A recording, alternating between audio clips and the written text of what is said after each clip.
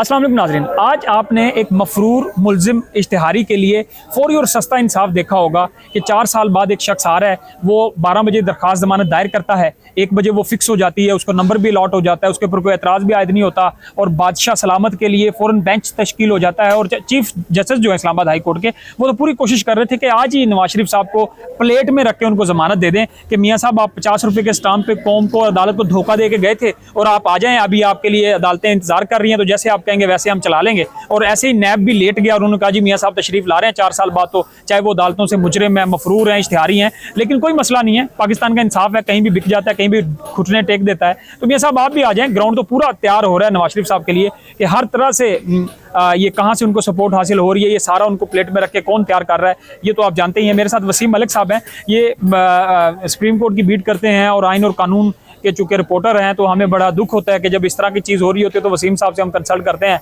कि सब आप आइन और कानून पर रोज़ाना रिपोर्ट कर रहे होते हैं, और जब आइन और कानून बाज़ार में बिक रहा होता है तो ये सब कुछ जो आज हो रहा है, क्या कहेंगे आप इस पर?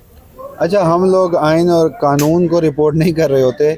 गुज़श्ता कोई 1.5 से 2 सालों में, वैसे तो पाकिस्तान की 75 साल अदालती तारीख रही है, मगर गुज़श्ता 1.5 से 2 सालों के दौरान हम आइन और कानून की खिलाफ वर्जी को रिपोर्ट करते हैं। और दूसरा, आपने कहा कि आइन और कानून और बल्कि इंसाफ बिक रहा है, तो हजूर वाला वो कहाँ बिक रहा है मुझे भी बता दीजिए। एटलीस्ट आप और मैं इस वज़न के बाजी हैं, तो हम तो जाके कोई ख़रीदें, कोई रेट पूछें क्या मामलात हैं, तो हमें भी वहाँ पर जाना हमें खरीदने की जरूरत नहीं है। जो पाकिस्तान में मुल्जिम है, मफरूर हैं, इश्तिहारी हैं, जो बेचारे छुपते फिर रहे हैं, जिनके घरों में छापे पड़ते हैं, जिनको जेलों में सलाखों पीछे डाल दिया जाता है, उनको कोई रास्ता हम बता दें।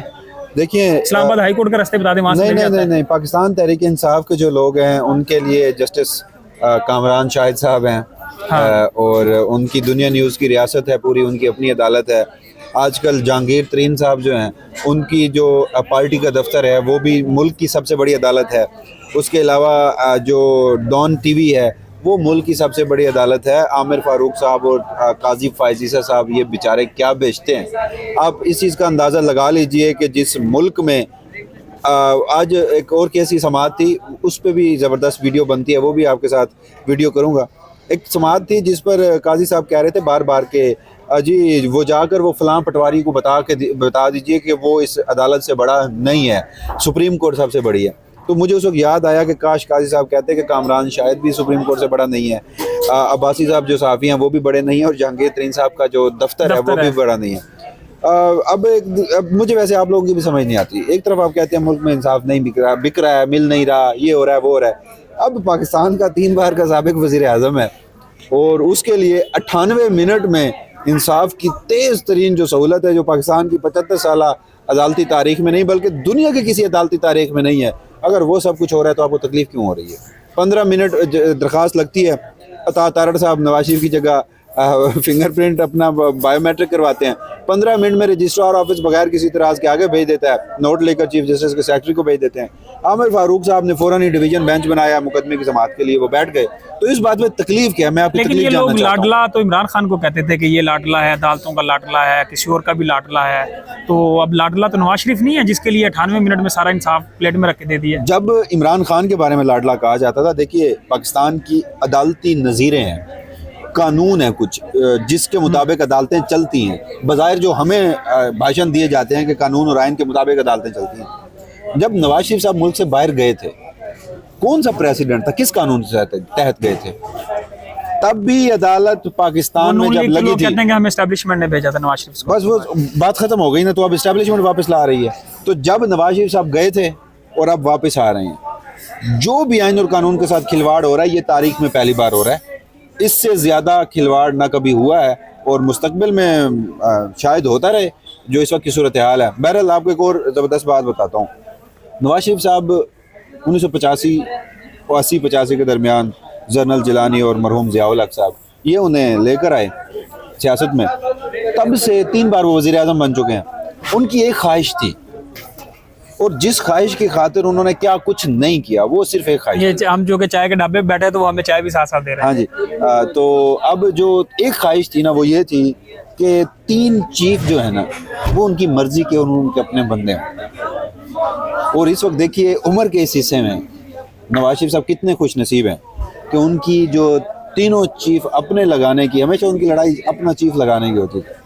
तब तीनों चीफ उनके अपने, इससे ज़्यादा मैं कुछ कहूँगा तो शायद कल को आप और मैं यहाँ बैठ के व्लॉग ना करें। लेकिन मैंने इसके ऊपर ना कुछ एक थोड़े से रिसर्च किया था कि मैंने 4-5 एंकर्स के निकाला था, जिसमें नदीम मलिक थे, हफीजुल्लाह न्याजी थे और कामरान यूसुफ है जो एक्सप्रेस पे प्रोग्राम करते हैं। इन सब ने मैंने उनको कोड किया था इस वजह से कि कहीं हम ना बाहर से उठा लिए जाएं। उन्होंने कहा जी इस्टेब्लिशमेंट ने बाहर से नहीं, आप जहाँ पे भी होंगे, अंदर भी होंगे तो उठा लिए जाएंगे। चले वो तो हमारा फिर नसीब है। लेकिन उन्होंने ये बात कही कि नवाज शरीफ साहब का बैकग्राउंड ये है कि वो अपने कोशिश करते हैं कि हर जगह पे अपना बंदा हो और पूरा उन्होंने माजी में जितने लोगों के साथ काम किया उन्होंने अपने बंदे लाने में वो माहिर हैं, डील करने में वो माहिर हैं। और अब भी कुछ बिजनेसमैनों को ये कहा गया था कि नवाज शरीफ साहब भी मुश्किल वक्त का हाल है, और ये वही नवाज शरीफ है जिसके बारे में इन्हीं लोगों ने बताया था कि ये सबसे बड़े भगोड़े हैं, मुजरिम हैं, मफरूर हैं, चोर हैं, इन्होंने प्रॉपर्टियां बनाई हैं, जायदादें बनाई हैं, मुल्क लूटा है, ये सब कुछ भी हमें बताया गया था। उनकी ऐनक का नंबर तब्दील हो गया है, इस्टेब्लिशमेंट की ऐनक का नंबर तब्दील हुआ है और इस मुल्क में कुछ भी नहीं हुआ।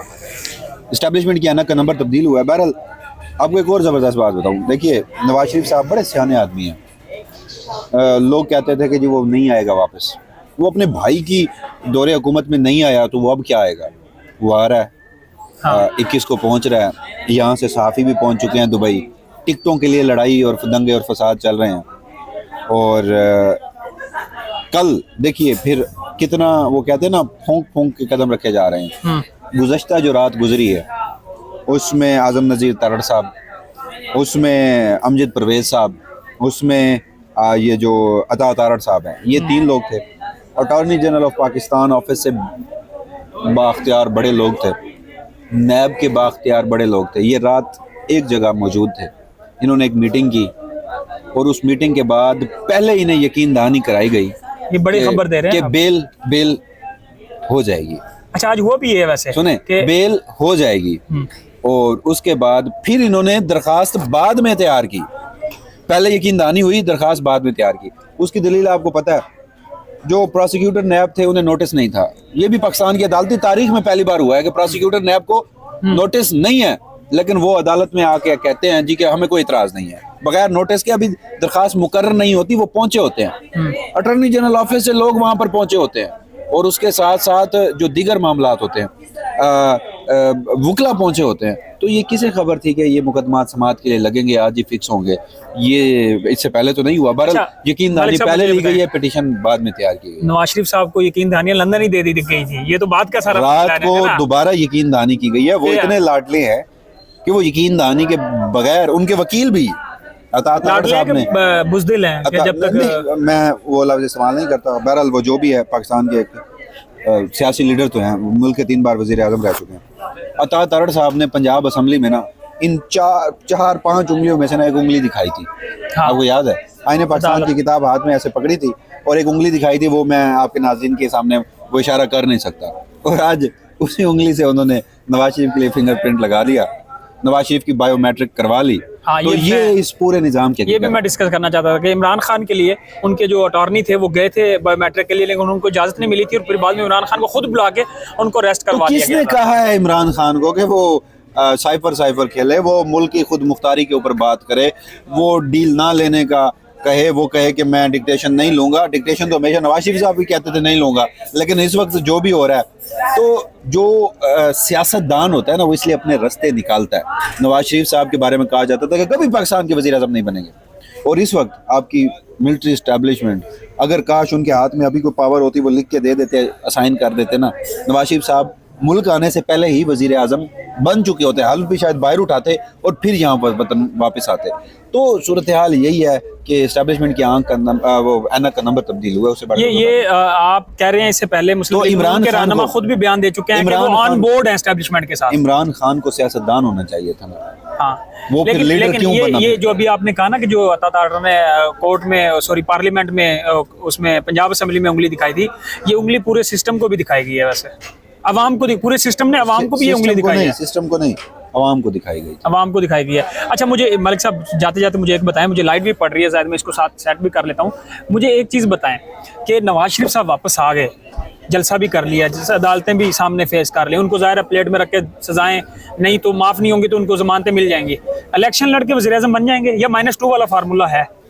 मैं अभी आपको कह रहा हूँ, अगर आज चाहे वो सुप्रीम कोर्ट में बैठे जजेज हैं, काजी फैज़ ईसा साहब, चाहे आमिर फारूक साहब हैं, चाहे हमारी मिलिट्री इस्टेब्लिशमेंट है, अगर उनके बस में हो ना, वो नवाज शरीफ को वतन में वापस लाने से पहले ही वज़ीर आज़म बनाएं और वजारत उज़्मा का हल्फ उठाएं और नवाज शरीफ साहब वहाँ से वज़ीर आज़म बन के मुल्क में वापस आएं। तो डायरेक्ट तरीका है नवाज शरीफ साहब को सीधा वज़ीर आज़म बना दें, इंतखाबात की ज़रूरत ही ना हो। डायरेक्ट तरीका ये इंतखाबात हैं फिलहाल। अगर मैं दूसरी बात वही आपको कह रहा हूँ कि अगर कोई और तरीका होता तो अब तक नवाज शरीफ वज़ीर आज़म पाकिस्तान बन चुके होते चौथी बार। इस पे मैं प्रोग्राम खत्म ही करना चाहूँगा। इसके अलावा 3 बार पहले भी बने हैं वो, अब चौथी बार बन जाएंगे तो क्या हो जाएगा? 3 बार पहले भी तो बने। चलें देखते हैं मियाँ साहब, क्योंकि मेरा फेस तो बिल्कुल क्लियर नहीं जा रहा, लेकिन आपने चलें कुछ चीज़ें डिस्क्राइब कर दी हैं। नाज़रीन, आज नवाज शरीफ साहब की बेल के हवाले से सारी इंसाफ की दौड़ थी, तो हमने कहा चलें डिस्कस कर लें, तो कल फिर मियाँ साहब को ज़मानत भी मिल जाएगी, फिर आपके साथ रहेंगे इंशाल्लाह।